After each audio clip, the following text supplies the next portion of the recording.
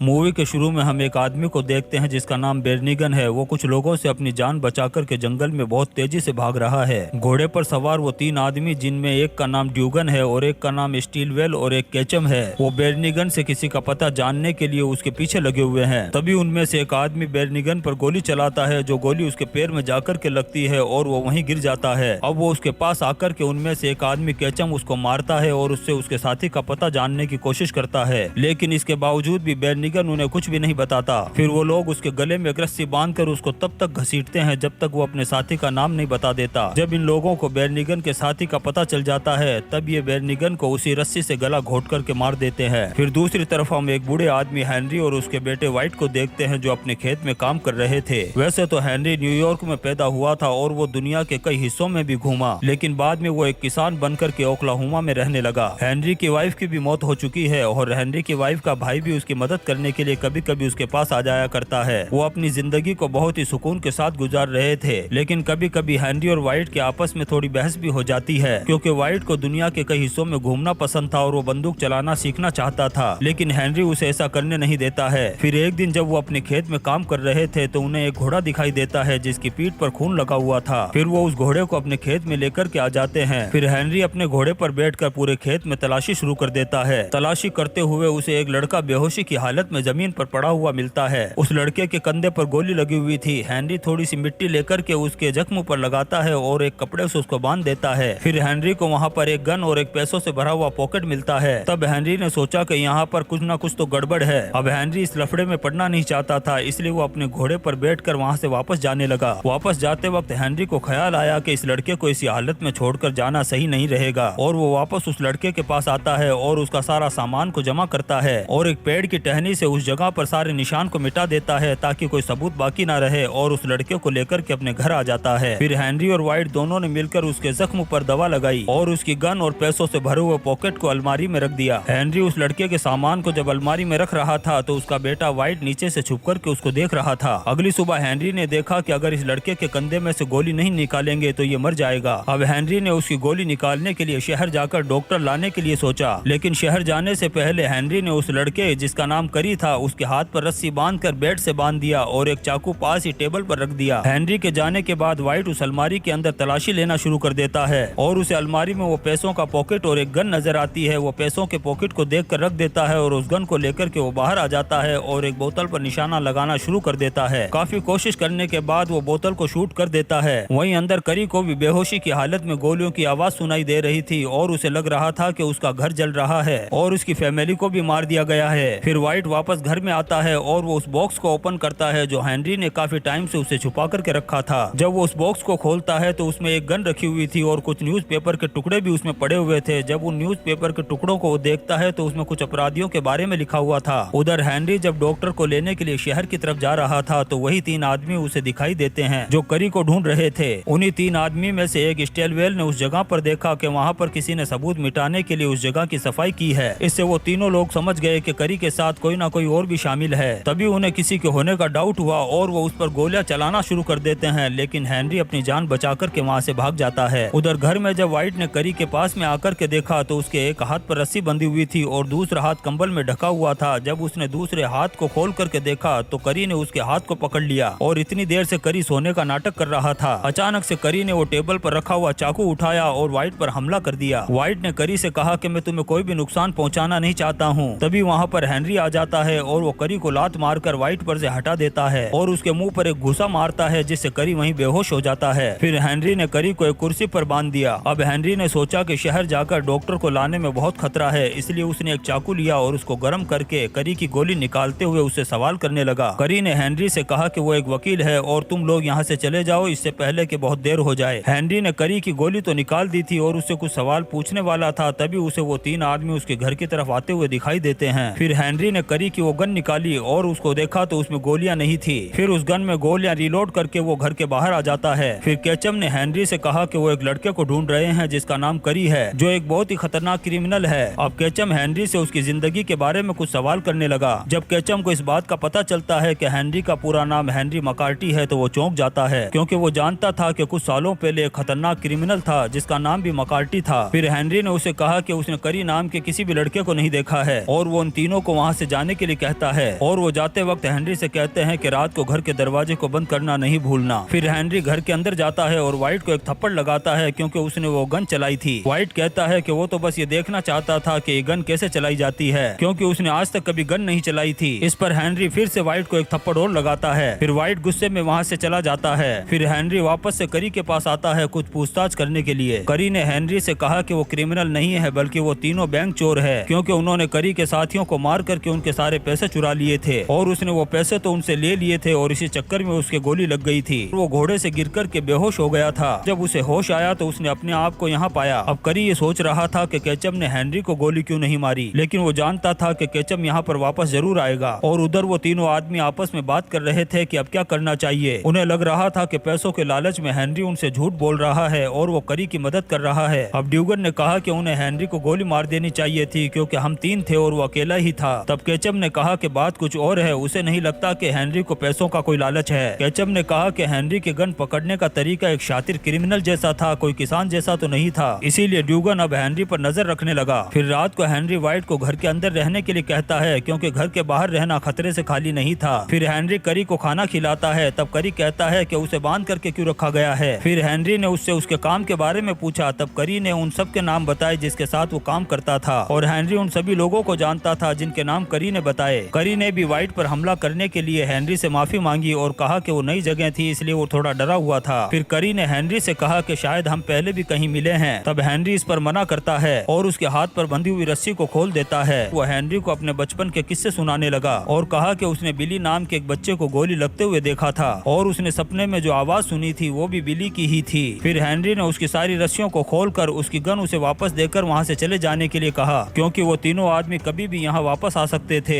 लेकिन तभी अचानक ड्यूगन वहाँ आकर उन पर गोलियां चलाने लगा। करी ने वापस ड्यूगन पर गोलियां चलाई तो व्हाइट देखने के लिए आया कि यहाँ क्या हो रहा है। तभी एक गोली व्हाइट के कंधे को छूकर के निकल गई और करी अपने जख्म की वजह से बेहोश हो जाता है। तब हेनरी उसकी गन उठाता है और ड्यूगन भी चुपके से उसके घर के अंदर आ जाता है और हेनरी के हिलते ही वो नीचे से गोलियां चलाने लगता है। ये देख करके हेनरी ने अपने बेटे को एक गन दी और उसे निशाने के कुछ तरीके बताए। फिर ड्यूगन का ध्यान भटकाने के लिए एक बुक जमीन पर फेंकी और दूसरी तरफ भाग गया और जल्दी से अपनी राइफल उठाई और ड्यूगन पर गोलियां चलाने लगा। ड्यूगन अपनी जान बचाकर के वहाँ से भागने लगा। तभी एक गोली आकर के उसके पैर में लगी और वो नीचे गिर गया और हेनरी ने आकर के उसे पकड़ लिया और उससे कुछ सवाल पूछने लगा। लेकिन ड्यूगन हेनरी को बताने से मना कर देता है। तब हेनरी उसे जान से मार देता है। फिर हेनरी ड्यूगन की लाश को एक जानवर को खिलाने के लिए ले जाता है ताकि कोई सबूत बाकी ना रहे। लेकिन तभी उसे उसके हाथ पर एक गैंग का निशान नजर आता है। फिर हेनरी घर आकर के व्हाइट के जख्म पर दवा लगाने लगा। व्हाइट ने हेनरी से उसके पास्ट के बारे में कुछ सवाल पूछे लेकिन हेनरी ने उसे इग्नोर कर दिया और कुछ नहीं बताया। फिर हेनरी ने करी को देखा लेकिन करी नींद में था और उसे सपने में अपना घर जलता हुआ दिखाई दे रहा था। फिर हेनरी अपनी गन लेकर के अपने घर के बाहर जाकर के बैठ गया। दूसरी तरफ केचम और स्टेलिन अल को ढूंढ रहे थे जो उन्हें शिकार करते हुए मिल जाता है। वो अल से हेनरी के बारे में कुछ सवाल पूछते हैं लेकिन अल उन्हें कुछ भी नहीं बताता है। इससे उन्हें गुस्सा आ जाता है और वो अल को एक पंच मार करके बेहोश कर देते हैं। उधर हेनरी और व्हाइट करी को खड़ा करने की कोशिश कर रहे थे ताकि वो यहाँ से जा सके, लेकिन करी खड़ा नहीं हो पाता है और वो हेनरी से कहता है कि तुम लोग यहाँ से चले जाओ, मैं उनका मुकाबला अकेले ही कर लूंगा। लेकिन व्हाइट यहीं रुक कर के अपने घर को बचाना चाहता था